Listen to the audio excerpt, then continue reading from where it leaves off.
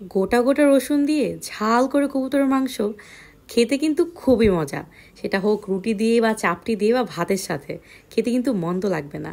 তো আসসালামু আলাইকুম এভরিওয়ান, কী অবস্থা সবার? আমি ঋতু সরকার চলে আসি নতুন একটি ভিডিও নিয়ে।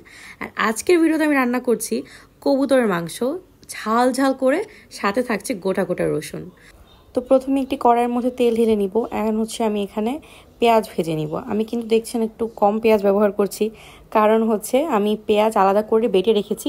আমি সেই বাটা পেঁয়াজের পেস্টটাও এখানে অ্যাড করব, যার কারণে আমি অল্প একটু পেঁয়াজ আগে হালকা একটু ভেজে নিচ্ছি। সাথে আমি গরম মশলাও ভেজে নিব, যেটা দারচিনি, লং আর এলাচ। এখানে যেহেতু আমার অল্প একটু কবুতরের মাংস, আমি একটু পরিমাণ মতোই আমি সামান্য পরিমাণ মশলা এখানে ব্যবহার করেছি। এখন আমি পেস্টটা দিয়ে দিব। এখানে আমি আদা পেস্ট, রসুন পেস্ট, সাথে পেঁয়াজ আছে, কাঁচামরিচ আছে, আমি সবগুলোকে একসাথে পেস্ট করে দেন এখানে অ্যাড করে দিব, তাহলে একটু টেস্টটা ভালো আসবে। মানে আমার থিঙ্কিং এটা, আই হোপ আপনাদের ভালো লাগবে, আপনারা ট্রাই করে দেখতে পারেন। সাথে আমি টমেটো পেস্ট করে নিয়েছিলাম, বললাম যেটা আমি টমেটো পেস্টটা এখানে দিয়ে দিব। গোটা টমেটো দেওয়া থেকে আমার মতে পেস্ট করে দেওয়াতে ফ্লেভারটা একটু বেশিই পাওয়া যায় অ্যান্ড গ্রেভিটা অনেক বেশি সুন্দর হয়, আমার ধারণা এটা। আর আমার খেতেও খুব ভালো লাগে এটা। আর কে কে আমার মতো এরকম টমেটোর পেস্ট দিয়ে রান্না করতে বেশি পছন্দ করে অবশ্যই কিন্তু জানাবেন। তারপর এগুলো একটু ভেজে নেওয়ার পর আমি একদম পরিমাণ মতো লবণ, হলুদ গুঁড়া, মরিচের গুঁড়া, সাথে একটা স্পেশাল মশলা ইউজ করেছি, যেটার কারণে কিন্তু আরও বেশি ঝালটা বেড়ে উঠেছে অ্যান্ড কালারটাও কিন্তু খুবই সুন্দর চলে আসে লাস্টের দিকে, আপনারা দেখবেন। তো সব কিছু দিয়ে আমি সুন্দর মতো আবার একটু ভেজে নিলাম অ্যান্ড এখন আমি কিছুক্ষণের জন্য রেখে দিব। অ্যান্ড রেখে দেওয়ার পর দেখবেন কালারটা কিন্তু আরও অনেক চেঞ্জ হয়ে যায় অ্যান্ড খুবই সুন্দর হয়ে গেছে। এখন আমি এখানে কবুতরের যে মাংসগুলো আমি সেগুলো অ্যাড করে দিয়ে দিব। আর এখনই কিন্তু খুবই সুন্দর একটা স্মেল আসছিল। তো এখন আমি কবুতরের মাংসগুলো এখানে অ্যাড করে দিব। এ আমার কবুতরের মাংস অ্যান্ড আমি এখানে দিয়ে দিব। অ্যান্ড কবুতরের মাংসগুলোকে মশলার মধ্যে খুবই ভালো মতো একদম ভাজা ভাজা করে ফেলতে হবে মশলাগুলোর সাথে কবুতরের মাংসটা। আর কিছুক্ষণ পরেই দেখেন কবুতরের মাংসটা কিন্তু একদম মশলাগুলোর সাথে খুবই ভাজা ভাজা হয়ে গিয়েছে। এখন আমি গোটা রসুনকে জাস্ট উপরে খোসাটা ছুলে আমি ধুয়ে এখানে দিয়ে দিয়েছি। আমার কিন্তু মাংসের সাথে গোটা রসুন খেতে খুবই ভালো লাগে, আর কবুতরের মাংসের সাথে কিন্তু রসুন অনেক মজা লাগে খেতে, আপনারাও ট্রাই করতে পারেন। এখন আমি এখানে সামান্য পরিমাণে একটু পানি দিব জাস্ট একটু কষানোর জন্য মাংসটা। আমি কিন্তু সিদ্ধ হওয়ার জন্য এখানে মাংসটা দেইনি।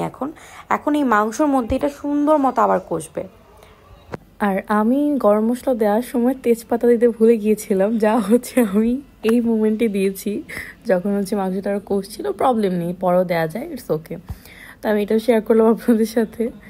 আর অনেকেই বলে কবুতর মাংস নাকি অনেক স্মেল আসে, খেতে ভালো লাগে না, বাট আমি যেভাবে রান্না করি এটা আমার কাছে খুবই ভালো লাগে, কোনো স্মেল আসে না, একদম মাংসের মতোই লাগে, খুবই মজা হয়। আপনারা ট্রাই করে দেখতে পারেন। তো এই যে পানি আস্তে আস্তে করে শুকিয়ে যাচ্ছে, আমি কিন্তু একদম পানিটাকে শুকিয়ে ফেলবো, তারপরেই আমি আবার পানি অ্যাড করব। এর আগে কিন্তু আমি একদম বেশি করে পানি দিয়ে দিব না। আর এই যে এখানে আমি এখন একটা স্পেশাল মশলা ইউজ করছি। এই মশলাটা ইউজ করার কারণে কিন্তু অনেক সুন্দর একটা ফ্রেগরেন্স আসে, প্লাস স্পাইস লেভেলটা একটু বেশি বেড়ে যায় আর অনেক মজাও হয়, কালারটাও কিন্তু চেঞ্জ হয়ে যায়। তো আমি এই মশলাটা হালকা একটু দিয়েছি। এখন আমি আবার নেড়ে চেড়ে কিছুক্ষণের জন্য আবার রেখে দিব। আর 10 মিনিট পর এটার লুকসটা একদম এরকম এসেছে, দেখে কিন্তু মনে হচ্ছে যে একদম রান্না হয়ে গিয়েছে, বাট না, মাত্র কষানো শেষ হলো। এখন আমি নাড়াচাড়া দিয়ে আবার আমি পানি অ্যাড করে দিব অ্যান্ড এই পানিটা দেওয়ার ফলে একদম মাংসটা ফুললি সিদ্ধ হয়ে যাবে। আর এখন কিন্তু প্রত্যেকটা মাংসের মধ্যেই কিন্তু মশলা খুবই সুন্দর মতো ঢুকে গিয়েছে অ্যান্ড এটা খেতেও কিন্তু অসাধারণ হবে।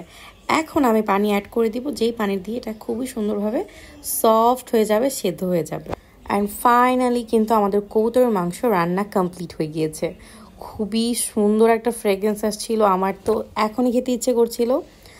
এই যে দেখেন খুবই সুন্দর মতো পানিটা একদম শুকিয়ে গিয়েছে আর কালারটা দেখেছেন কত সুন্দর একটা কালার চলে এসেছে।